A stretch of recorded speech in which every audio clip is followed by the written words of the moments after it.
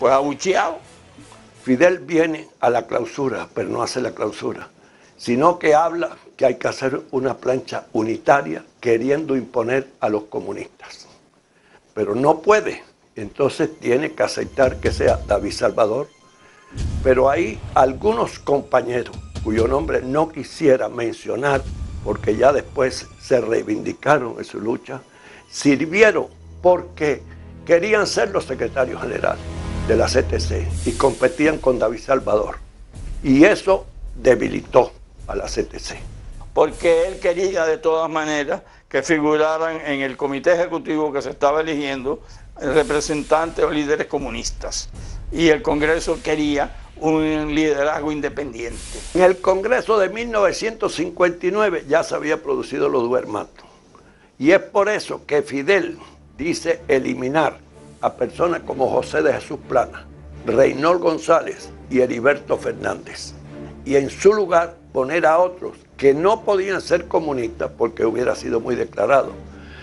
Fueron incluso demócratas que después lucharon contra Fidel, pero se prestaron a quebrar, a hacer esa unidad. Y eso se hizo en una reunión en el periódico Revolución, y cuando se planteó se dijo que eso se votaba por unanimidad y así se aclamó.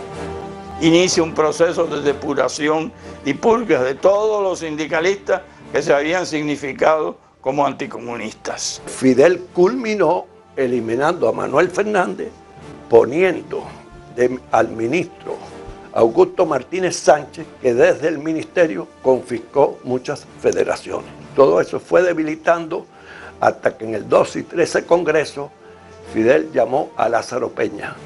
Pero Lázaro Peña, que sí es socialista, que sí era marxista, quería que el movimiento obrero tuviera su peso propio. Y Fidel no quería permitir eso. Y por eso creó la microfracción.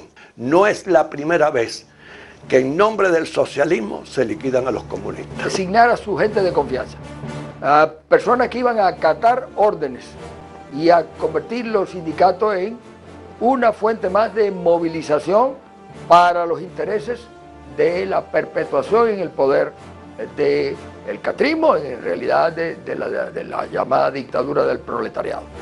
Empezaron a quitarle los beneficios a los trabajadores. Lo primero fue la caja de retiro, se la incautaron y se cogieron todo el dinero. Ese era un edificio que había al lado mismo de la compañía de electricidad en Carlos III, que pertenecía a los trabajadores, se había comprado con dinero de los trabajadores. Y otra cosa que hicieron, teníamos pólizas de seguro con unas compañías canadienses. Entonces el gobierno hizo que esa compañía canadiense les pagara las pólizas al gobierno cubano. Había una situación grande dentro del movimiento obrero en general, no solamente el nuestro, sino en general. En La Habana, varias organizaciones se nos acercaron para darnos el apoyo que necesitamos y para crear un frente unido. Y un día 9 de diciembre, en horas de la tarde, todos los empleados de la compañía que trabajaban en la calle Carlos III se nos presentaron en Prado 615 en La Habana para pedirnos que fuéramos al Palacio Presidencial a plantear nuestras reclamaciones. Los trabajadores de la compañía de electricidad hicimos la primera protesta que se le hizo al gobierno, la hicimos nosotros, y fue una protesta pacífica, una cosa que empezó sin ninguna de improviso. Yo recuerdo que yo había ido al sindicato a un problema de un trabajador y de pronto veo que empieza todo el mundo a reunirse y a caminar por el Prado hacia el Palacio. Y fue una cosa espontánea, no hubo preparación ninguna. Encabezamos la manifestación por la calle Prado hasta el Palacio Presidencial. Cuando llegamos a la calle Prado y Refugio, yo me subí en el techo de una máquina, de un automóvil que estaba parqueado ahí, y te puedo decir que habían 2 cuadras de manifestantes. Y era el sentir de los trabajadores que querían que sus conquistas fueran reconocidas, que no se hicieran movimientos de expulsión de trabajadores por cualquier cosa, porque en definitiva no pertenecía al partido. Subimos a ver al presidente de Orticón en una comisión en la cual yo fui. Querían expulsar a nuestro compañero Amaury Fraginal, esa era una de las peticiones que tenía el gobierno.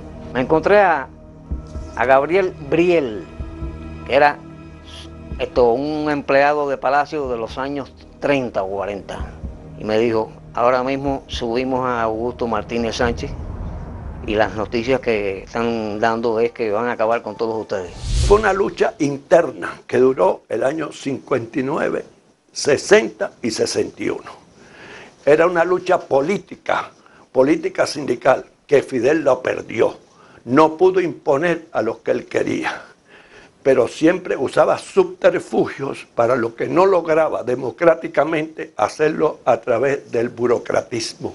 Íbamos miles de trabajadores gritando libertad y cosas así, tú sabes, libertad para los sindicalistas, porque ya estaban presos muchos de los dirigentes. Y entonces el gobierno lo reprimió, echó los policías para la calle. Dorticó nos dijo que él nos daba su palabra de que iba a abrir una investigación y que nos fuéramos con tranquilidad. Cuando salimos allí nos dio la impresión de que habíamos hecho eco en las palabras nuestras con el presidente y nos fuimos. Habíamos tenido la promesa del presidente Dorticó de que iba a ocuparse del problema de plantas eléctricas y que los derechos de los trabajadores serían siempre reconocidos.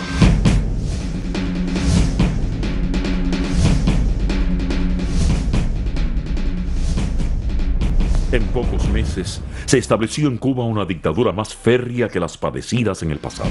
Las libertades públicas fueron abolidas. La oposición, que había intentado pacíficamente defender sus derechos, no tuvo más alternativas que enfrentar el terror revolucionario con las armas en la mano.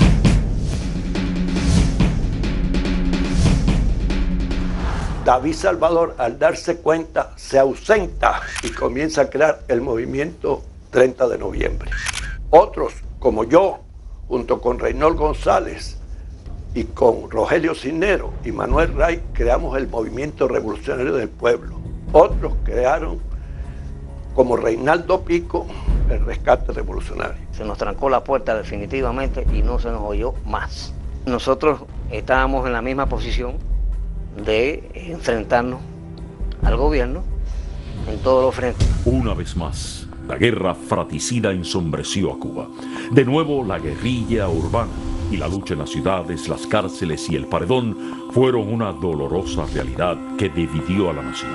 Cientos de obreros como Julio Casielles Amigó, William Lesanté Majer, Luis Olilio Méndez Pérez y Gerardo Fundora, entre otros, fueron ejecutados sin juicios y sin posibilidad de hacer valer sus derechos. En el año 1961, en noviembre, se celebra el Congreso Onceno de la CTC.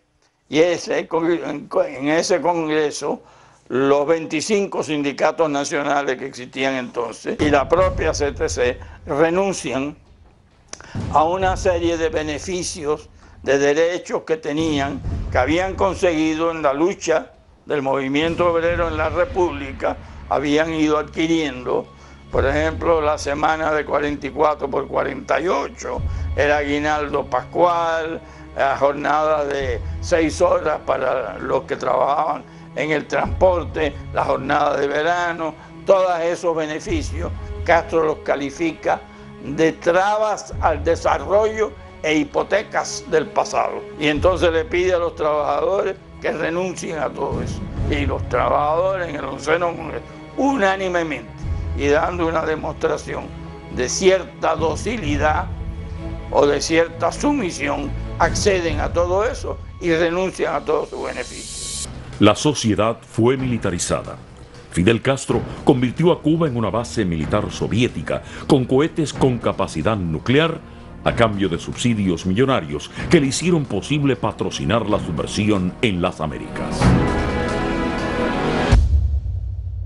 Una vez que Lázaro Peña fue designado de dedo igual como un comisario al frente de los sindicatos, indudablemente los derechos económicos y sociales y también los derechos civiles y políticos, la libertad de expresión en las asambleas, la libertad de demandas, de protestas, quedó aniquilada. Los sindicatos se convierten en parte de una maquinaria de desinformación y propaganda. Su labor es ser agitadores, en este caso del estalinismo. Un trabajador sindicalizado ante el triunfo de la revolución tenía derechos esenciales, que era el derecho a trabajar donde deseaba, en base a la fuente de